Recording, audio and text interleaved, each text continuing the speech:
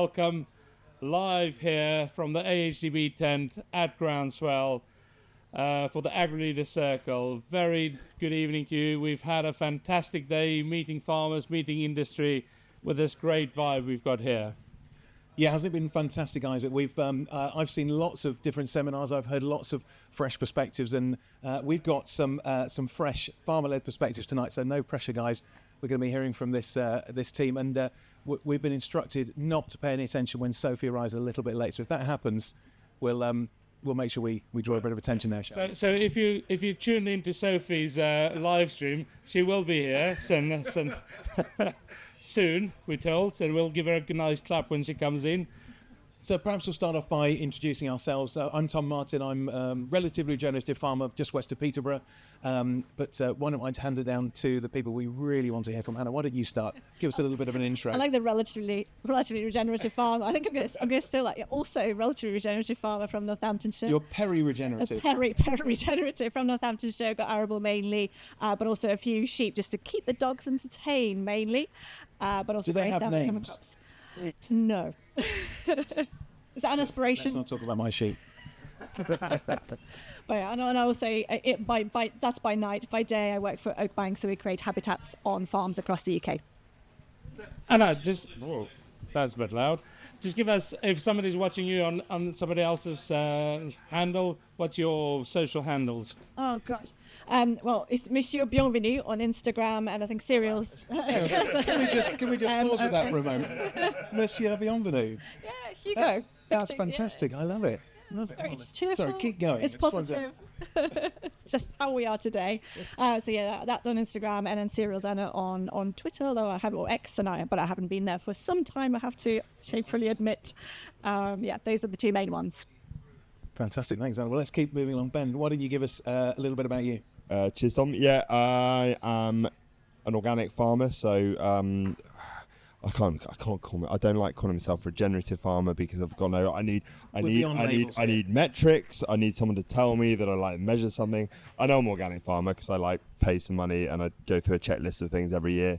But yeah, we're farming 600 acres in Herefordshire. Been organic for 25 years now. Veg, beef, arable, and yeah, also a bit of a keen twitcher. Fantastic. What are your top three birds you spotted this year? Corn bunting. Nice. First corn bunting seen in Herefordshire for 10 years. Pretty pleased with that. Yellow wagtails and short-eared owl. Fantastic. Should we ask Ed before he introduces himself, what's your favourite bird? I mean, that's a really tough question. I'm going to go. If you care about birds, no, I'm going to go for our little golden plover that I ride every winter, which I'm very chuffed with and love seeing them arrive. Fantastic. Why don't you introduce yourself as well, Ed? Well, I just outbirded you as well. Is that awkward? I don't want a golden plover. It's a bit awkward. Thanks, Tom. I'm Ed. I am a arable beef sheep. So we're a mixed farming operation. I have now had to accept the regen label because now we sell stuff to Flan or it's branded as regen when it comes out the other end. I love the data spreadsheet, therefore that's why we can call ourselves Regen, because we have data behind it. We're a big mixed farming operation across Gloucestershire, Oxfordshire, Wiltshire and Hampshire. Sort of bit of everything, some really niche crops, a lot of livestock integration, reduction of inputs, focus on quality of soil health, and a whole lot of trial experiments out there as well. Excellent. Next, we've got we haven't.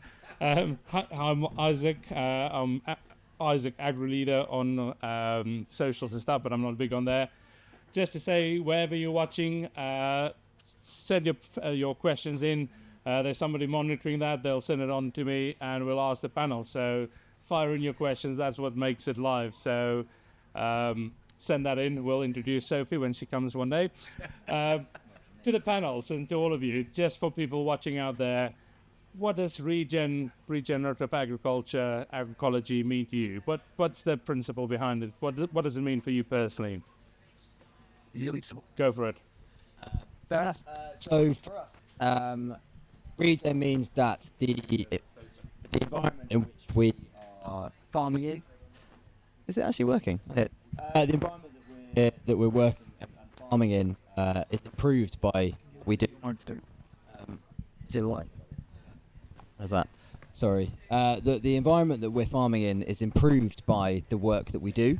So that is a focus on the soil health, the water quality, biodiversity, diversity of what we do, and there is also that social impact of the work that we carry out.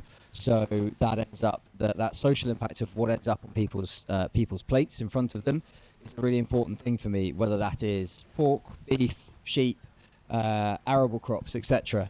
It's that whole bigger context, and that we leave everything, hopefully at the end of my tenure, in a better state than we found it. Improve on that, Ben. Having more birds than I had last year, but I mean that's probably one of the metrics that I use to do it. But also being organic, it was quite a big change for us to go from, we went organic 25 years ago, and initially we thought, okay, so organic just means not using synthetic inputs, but actually, to get the organic system working properly, you really need to be relying on working farming in a thriving ecosystem. So it's only just recently, it's taken like a fair amount of time to get there, but we don't use any pesticides on the natural ones on the crops anymore, like the brassicas, because we've got parasitic wasps, we've got ladybirds, got the birds there. That's all taking care of everything for us. And so by regenerating the system in which we farm, we just got a more resilient farm, and it just makes it cheaper and easier. Liking it. No, definitely. I mean, that all of that really resonates. But at a really fundamental level, regenerative agriculture, how we define it really to us, means the ability to continue farming fundamentally. And we've seen that, particularly last year, and also some of this year, just inability to put crops in the ground if your soil isn't resilient, it's not in a good state. And where we have been applying sort of the regenerative principles, although we never did them for that reason that they were regenerative, we just did them for many reasons. So the soil is in good heart. We're able to put a crop in the ground. We're able to grow food, and that's pretty important. Fantastic, Anna. We've got a bit of an audience here at Groundswell, so I'm going to come to you guys for questions in a moment. But the first question I want to ask, actually, from this side is it's a double header. Why are you at Groundswell? And we're halfway through the conference now. What have you learned so far? And I'll start. Sorry, Anna, you're sitting next to me. Why are you at Groundswell? What have you learned so far? What's your takeaway so far? Well, actually, Groundswell is really uplifting. It's this sort of centerpiece of the year for me, actually. That probably sounds a bit cheesy, but it really is something I really look forward to. It's uplifting. You learn lots. People are, everybody wants to learn. They're really open-minded. It's a fantastic atmosphere to learn and enjoy and look at the world in a slightly perhaps a different way every time. So that's, for me, that's what it is. What I've learned so far is the policy sessions don't get much better year on year. Just a bit not such an optimistic line, but that's what I've picked up this year. We need to do better on policy sessions. How can we change that? Because it's an important part of what agriculture is about. So how do we get policy more engaged? How do we get our message across to politicians and to? It's easy to say it. It's very hard to do. But a longer term view on things would be really helpful. And at the best, politics is short term. You've got 5-year cycles. At the very best, that's still very short term. But at the moment, it's even more short term than that. And that's we can't operate in that environment. I went to go and see Tim Lang today, and he was talking about crisis resilience in the food system. And he finished with with a slide of about 6 points, which was, if I had 3 minutes with a minister. And actually it'd be great for a lot more sessions to perhaps end like that. Maybe there's even an AgriLeader session in there, Isaac, maybe for future. I'll get on to the minister. We'll carry on at the end, shall we? Can we dial them in? They always tune in anyway, Anna, you know that. I've heard they always watch the session anyways. Ben, why are you here, and what brings you to Groundswell, and what's your key takeaway so far?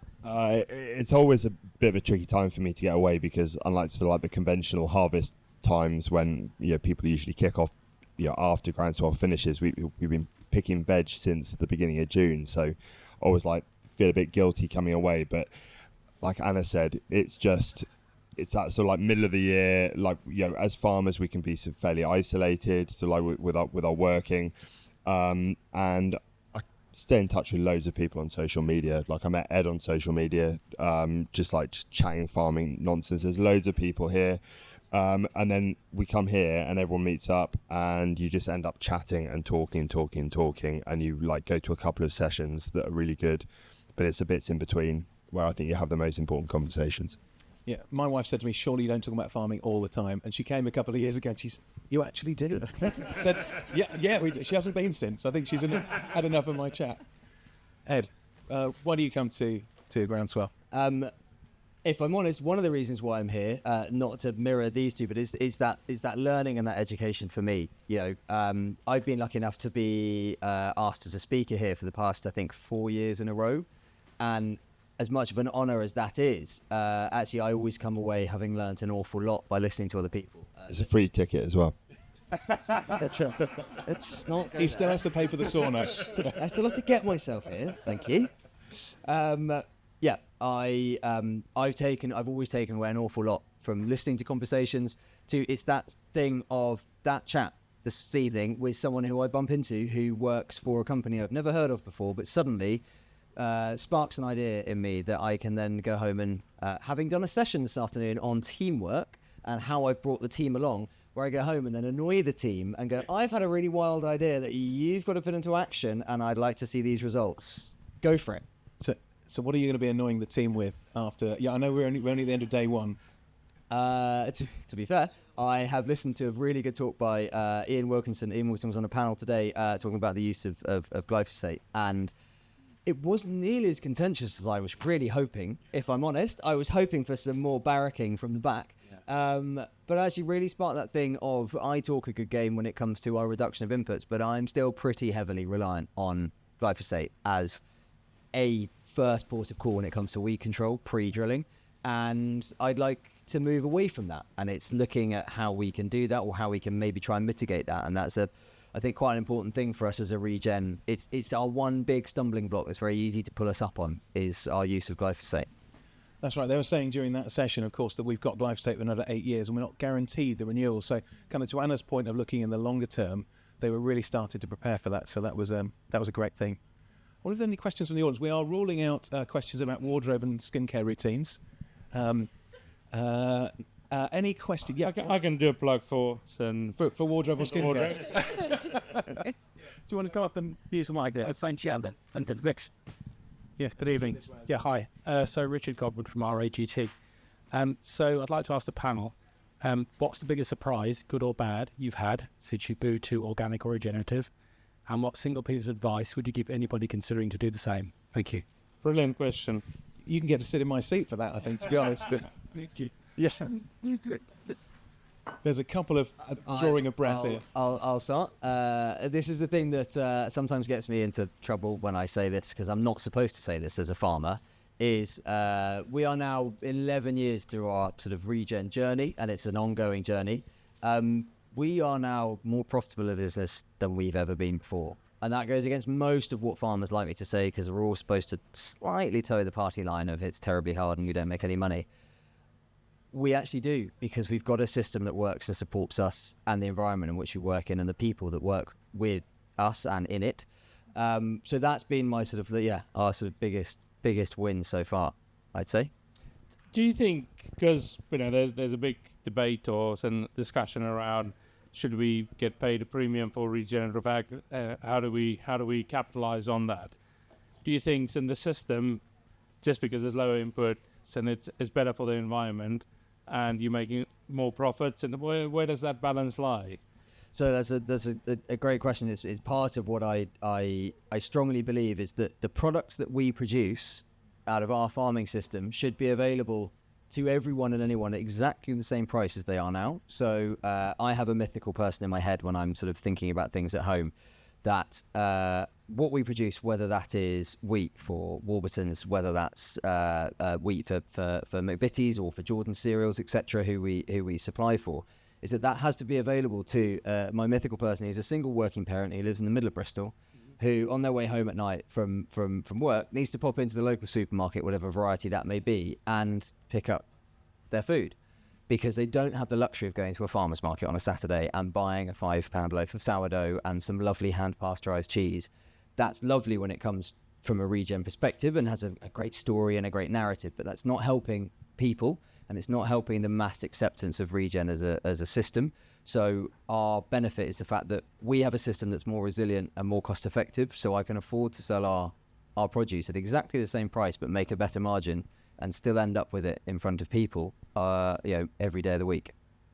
So do you think there's room in the market for kind of a mix of both? So more revenue to farmers, and when you think about your loaf of sourdough or a loaf of bread, a vanishingly small amount actually goes to the farmer anyway. So is there movement for rewarding farmers perhaps a little bit more, but making sure that your friend in Bristol is still able to buy that loaf?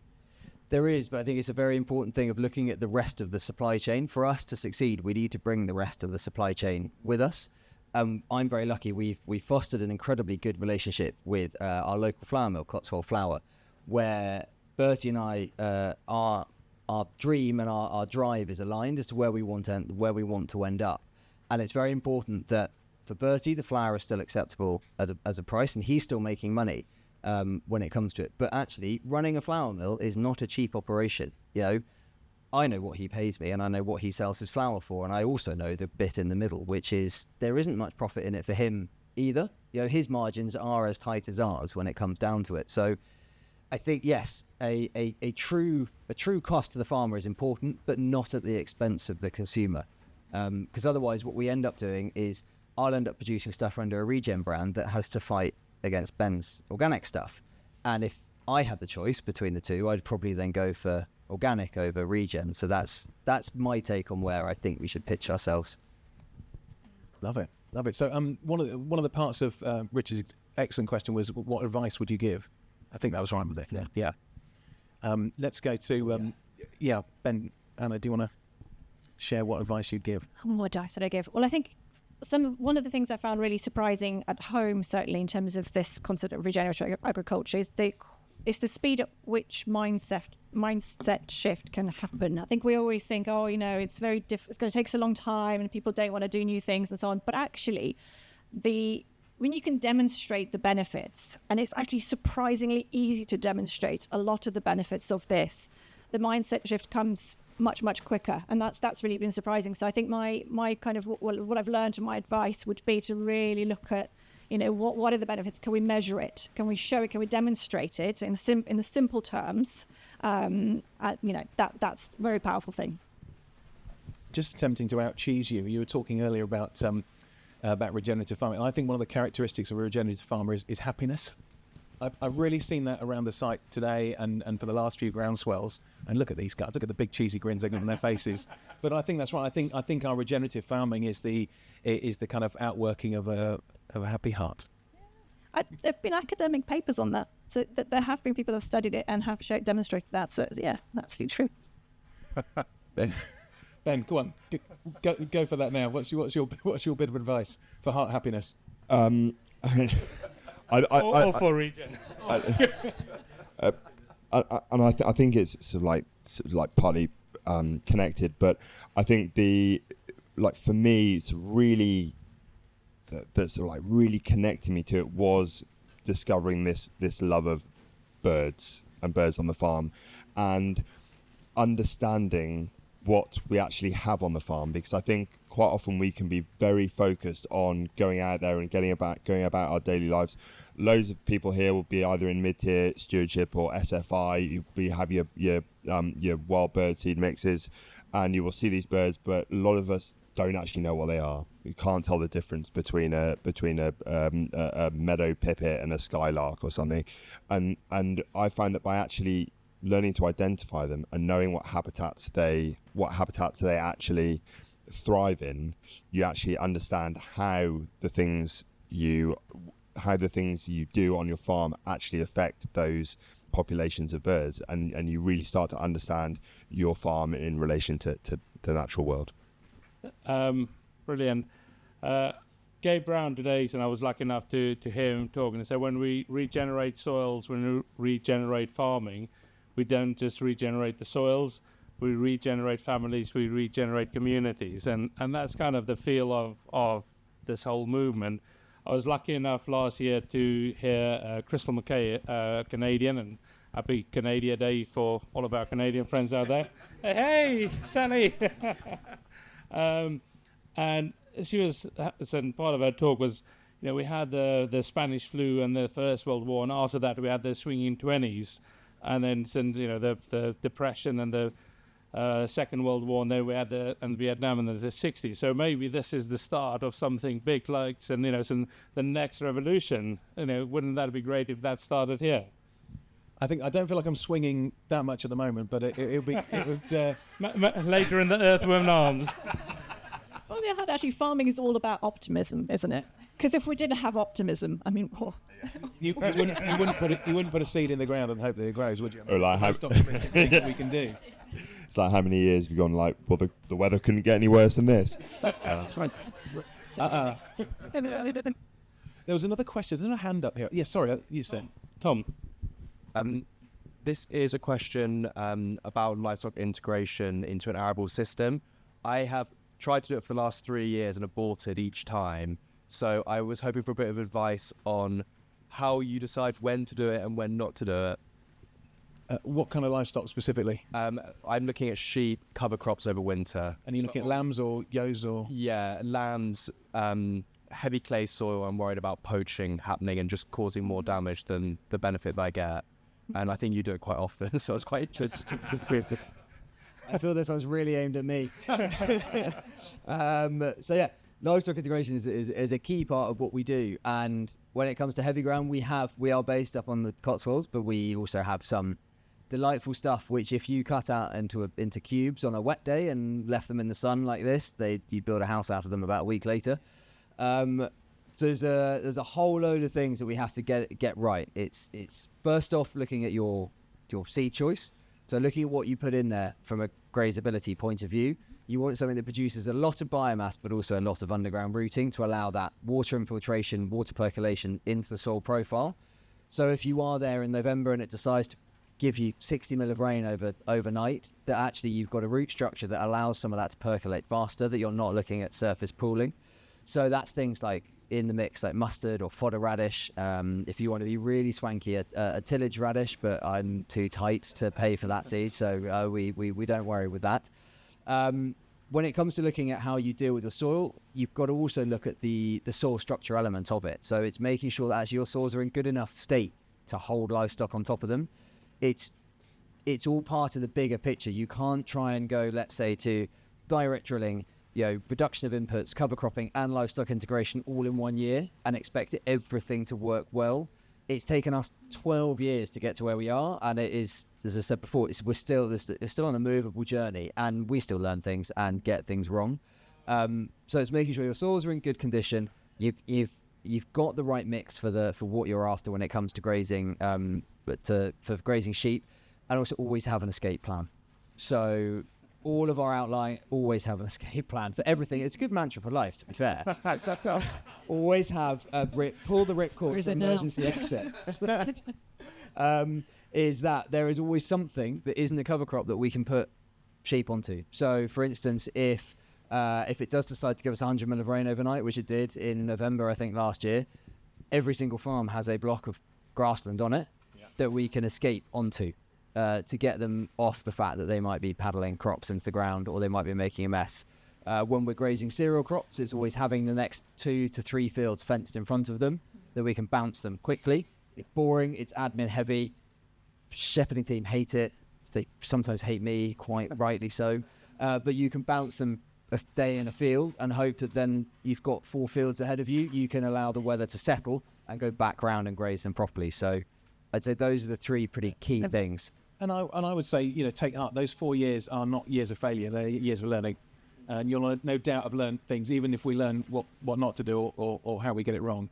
And there'll be years that when it'll work, and there are people like Ed who you can get in contact with via social media or reach out to in other ways that will help you through the process. And that's really the ethos at Groundswell is I bump into people who are my heroes, and every one of them is prepared to stop and have a 5-minute conversation. Oh, thanks, and help Tom. me. That's right. Yeah, exactly. Everyone is prepared to stop and have a chat, and so I would, I'd be bowl up to people. I've had this problem. Can you help me? That is one of the amazing things of farming, and this type of farming is how open people are to share. Right, shall we just give Sophie a big round of applause? Proper embarrasser. Welcome. Thanks for joining us, Sophie. So we've done all the introductions, all of that. So, but just quickly, if people are watching, so your Instagram and they want to know, so on other people's, quickly, who are you? What do you do? And what type of farming? All of that. Sorry everyone, I'm late. I'm an organic dairy farmer down on the Dorset-Devon border. We milk about 400 cows, and I share quite a lot of it online. It's probably why I'm here. But yeah, it's a real honour to chat to you guys. I'm absolutely passionate about getting people out on farm. That's my big thing. And yeah, I definitely had my arm off a cow's ass this morning, so I'm definitely still a farmer as well. Which arm? Don't worry, my left. Baby, keep that. Excellent. Thank you very much for joining us. I know it's been a tough day to get here, so thank you for joining us. Right. Where were we? From what you've learned today, St. Thomas, and back to you, and you're very passionate about getting people onto farm as well and engaging with the public, what Sophie just talked about. Any ideas that you're going to take home and implement back home? Gosh, yeah, I've actually been to quite a few seminars today, and I felt I've spent most of my time being challenged rather than perhaps coming up with solutions to take away. But one of the things I really want to focus on as a result of a really inspiring session this morning is the nutrition in my produce rather than the yield in my produce. There was a fantastic session this morning with some doctors talking about obviously talking about soil health into produce health and into our health as well. So if you get the chance and you're watching this in the future, you might be able to watch it on YouTube via the Groundswell channel. But that was really interesting. So kind of focusing on the specific nutrition rather than I'm pretty good at looking at the soil and looking at the plant, but actually how that then rolls through to the nutrition of my produce. I'll just give a quick plug to two colleagues of mine, Tom Pearson and Hannah Flowers, who's just done some amazing Nuffield reports on exactly that. And yeah, it is how and how much what we eat influence how we are. We were hearing this morning that every UK taxpayer basically has the tax burden of roughly £7,000 from chronic illness and other indirect impacts of poor diet, which is really quite remarkable to hear, and made me believe more and more that the answer is in this showground here today, and possibly on this panel. I don't know. Certainly in this tent. Any more questions? And just a reminder for everybody that's watching online, send in your questions wherever you're watching it. Just type it in there, and that'll get fed to me, and I'll ask the panel here. Right, we've got a couple of questions here. Oh, it doesn't go that far. My name's Ed. I farm in Cambridge. I also have a day job. One thing that really winds me up is statistics. And something I want to ask is if we could just ignore the first couple of years of going into a regenerative system so that you're sort of on the track now. It's very often that we hear that when you have a field, you can achieve X amount of yield, you can achieve X amount of grain. But then when we hear about how you can be successful with low inputs, we're using very different statistics behind that. And it's not necessarily, we can't necessarily get the yield that we can with high inputs with low inputs. So how have you found the balance between the loss of yield and the loss of result from the inputs versus the premiums and the lower cost of production? Great question, Ed. Thank you. The UK's number one sunflower specialist, by the way. Just say, they said we couldn't talk about fashion. Someone's got to shout out. Where did you? I had to go to Make soil great again to get it. Anna, go for it. I was going to say something that comes to mind, really, the word is cash flow. Cash flows have been hit massively over the last 3 years. I'm losing count, which is quite scary. And so really keeping those costs down is pretty important, because massive outlay at the beginning of the year, it's gambling at its best. We're investing in arable particularly, we're not really sure what we're going to get at the end of it. So minimizing that risk is quite important. So I think for me, that's a really big consideration in terms of keeping that farm business going. But I think there's quite a big risk in just reducing our inputs without having any other thoughts as well. Yeah. And I was asked this morning, I think in our business, we redirected, for example, some of our fertilizer spend from artificial fertilizer into soil improvers and some of the great products you get from people around this site. And I think that was part of our journey, wasn't to what can we cut. It was how can we reallocate. And we often get asked, I'm sure you all get asked about the yield penalty, the yield dip. I don't think we saw that on our farm. I think it was if we just started to starve the soil from the things that it had been used to receiving, or plants the things it had been used to receiving, we perhaps would have seen that. But it was a reallocation. With hindsight, I'm going to say lucky, but there was probably some wisdom there in reallocating rather than reducing. Ed, you're doing a bit of nodding, so I'm hoping you're going to agree with me. Of course I'm going to agree with you, because it's exactly that principle. It's that thing of, so we didn't have a J-curve when it came to yields in reality. Currently, our combines are cutting winter barley at home, and we started last night, which is the earliest we've ever started, and thankfully I managed to go and see them last night and do my combine fix for a while. But we are cutting crops of winter barley at the moment that we'd have cut 10 years ago with the same weather patterns. What we've done is we've managed to cut them with remarkably lower input costs and remarkably lower labour costs. So I'm going to echo something that Gabe Brown said this morning, which I very strongly believe. We need to forget yield. Yield is a massive misnomer when it comes to this. You can chase yield all you like.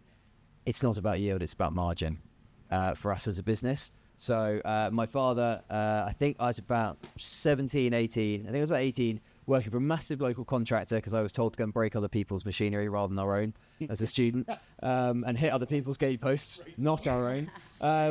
And I was coming home saying, okay, God, we're running out of space. Grain stores, there's so much wheat. And Dad said, yeah, but how much does it cost, said an unnamed contractor, to produce all that wheat? And actually now that has stuck with me. So, and his view was he'd rather a half-empty grain store that made money than a full one that cost us. And that, so it's that ignoring yield and looking at gross margin and net margin. So me, data spreadsheet loving man, very happy when it comes down to that, because I start to get really, he knows this, I start to get really deeply about numbers. I'm trying to force him into a spreadsheet, but he won't. It's so true across sector, isn't it? It's not, whether you're talking about crops or milk in the tank or vegetables grown. I mean, we've got this saying in our discussion group, and no one really knows where it came from, and you guys will know it already, that yield is for vanity, profits for sanity. And it's just that big thing, isn't it? And we're just, also, you have to think that even if the season goes wrong, it doesn't matter. Don't beat yourself up. At the moment, we're growing beans and wheat for milling. It's going to end up in the silage pit as whole crop. And that is quite soul destroying, but it is a get out of jail thing for us to put milk in the tank. So actually adapting to the season is the thing we need to do most. We can't be narrow-minded. That's what we've always done. We have to adapt to these seasons, because every year they're different. And it is, you just have to adjust, don't you, with what's around the corner. So I've had a question in here from Thomas. I'm not sure from which platform, but organic versus regen. Do you see them as competing system or complementary paths? So Ben and Sophie, so you are both. What do you think about that? There's only one way to find out. Yeah, I think that I think really if you farm organically well, to the true spirit of organic farming, you're a regenerative farmer, and I think that for a lot of people, the phrase regenerative is kind of like a lot of people here. It's a cool buzzword. People are really happy to buy into that, but I think people still see organic as being a little bit niche and a little bit out there, a little bit crusty. But actually, we've got a lot of things in common, apart from glyphosate. But I think I think that I think the aim of most organic farms is to be regenerative. There's a lot of crossover, but and I think Sophie, I'm going to hand to you in a second, but I think there's also where there's a little bit of an artificial clash is that sometimes people forget that the first pillar of regenerative farming is reduced tillage. I think we get into eliminate it, so therefore we can't be the same. But actually, when we think about the principle actually being reduced tillage, I probably I agree with you completely. So it's the subject that's been on my mind for probably the last 2 years doing my Nuffield, and I think I don't want to bash either at all. Organic haven't been very good at reinventing themselves at what they stand for.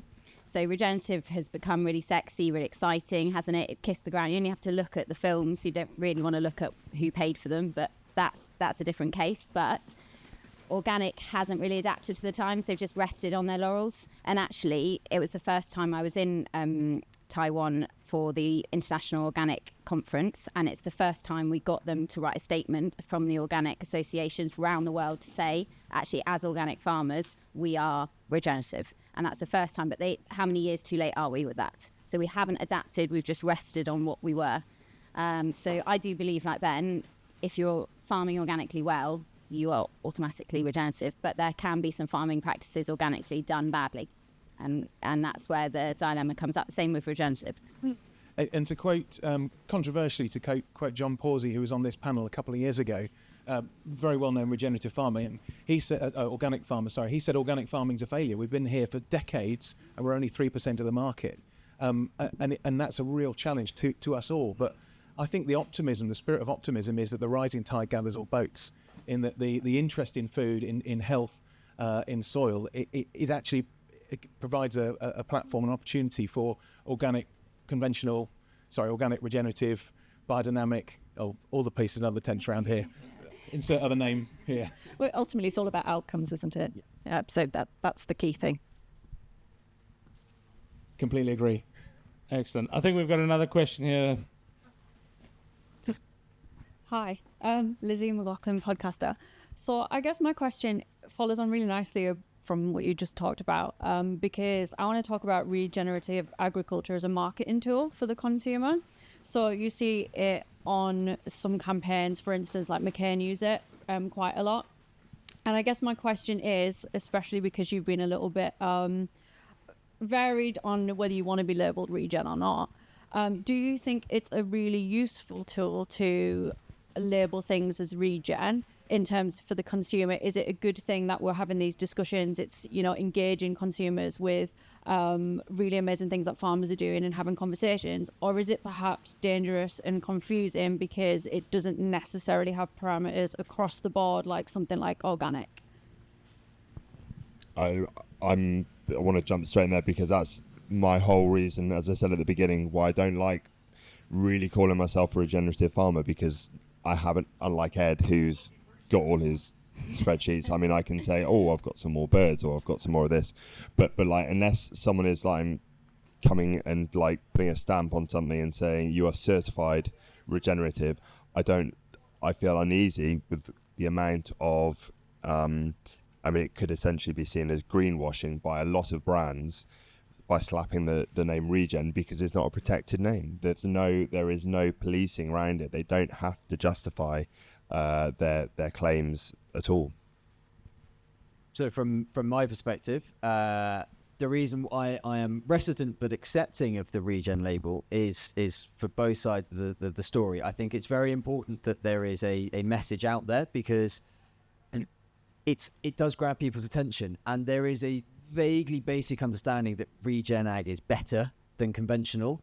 There might not be the minutiae and the granularity of exactly what that means, but there is a generally accepted consensus that's good, and that is beneficial to us, but only if we do it in a way, and this is why I am accepting of this, because the products that we produce that go to Matthew's Flour are branded as regen because we go through an entirely separate audit process above and beyond our things like our red tractor and our leaf agreement, etc., that we go through independently with them, and we prove the things that we have done. So that is things like reducing inputs, our monitoring of water quality, our improvement to soil health, so whether that's soil biological activity, soil organic matter, water infiltration rates, our diversity when it comes to biodiversity and diversity of cropping, use of companion cropping.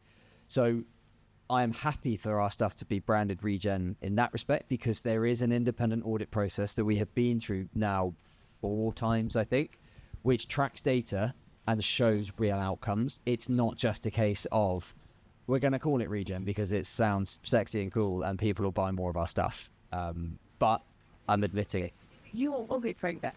No, so this is an independent audit process. So designed by Matthews as a company. This is what they expect from us, and it's done by a third-party independent auditor who comes out with their spreadsheet of what they would like to see and ask me for data. It's effectively a bit like a bread tractor, but more extreme. They have requirements for me to show how have we integrated livestock. So that is things. That's me because I'm a bit of a geek about it. Take a lot of pictures of sheep standing in fields. 90% of what's on my phone, along with bumblebees and currently combines, dust, and floristically enhanced grass margins looking really good in the sunshine. But yeah, it's an independent audit designed by them in consultation with us as a group of growers who grow for them, and carried out by an independent third party. So let's pitch that out to the audience. So who here thinks that regenerative is a useful concept for us as farmers to be using as a marketing tool? So if you think it's a useful thing for us as farmers, let's have a show of hands. And if you don't, just for those who just don't vote on anything, there's some people who haven't voted at all, but I think it's about 2/3 to 1/3 in the audience who would say it's a useful tool for us as farmers. Do you want to come up and pitch your question, or is this a comment? We prefer questions, but if you can do a quick comment. That's okay. So my comment on that and the way I think about it is, I don't have a farming background, right? But I've been in agriculture for like the last just under 10 years. So we can talk to each other here about obviously regenerative agriculture and talking about how it's beneficial to have that label for you to obviously sell to whoever you need to sell to with your products and stuff. But for example, my friends, or pretty much the majority of my friends that I've met throughout my lifetime are not in agriculture. And for them to go into a shop to understand a regen product, to understand that soil health is really important for the climate change and everything else, the average Joe realistically doesn't understand that and probably doesn't even know that soil health is pretty much the key to regenerative farming and climate change and everything else, obviously, that we know within the industry. So yes, it's positive in that sense that obviously we know it's amazing, but how do we put that message across actually to the average Joe, like my friends, to say, because they all understand organic, they know that obviously it's not used with chemicals and this, that and the other, but how do we start putting that message across to the actual consumers, the people who walk into the shop and understand the importance of that? I think that's a great question. Let's just thank you very much for your question. We'll pitch that to the panel, but I should just say, when I came back to the family farm 10 years ago, I worked in London for 10 years before then, and a lot of my friends said to me, Ben, this will tickle you. Well, you're a nice guy, Tom. You must be an organic farmer.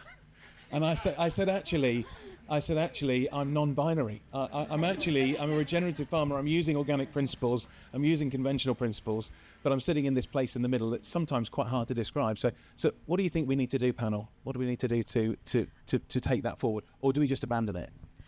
I'm not sure I got the answer to that, but actually I question whether the average Joe public understands even organic in supermarkets. I would agree with that. So they probably might be very similar. Good. I wonder if regenerative farming practices will become the bare minimum at some point. I feel that the trajectory is moving in that direction. So with the reduction in the variety of chemicals that are available. I know whether SFI comes back, whatever form that comes back in, whether that continues to encourage people to farm with more regenerative practices, and it might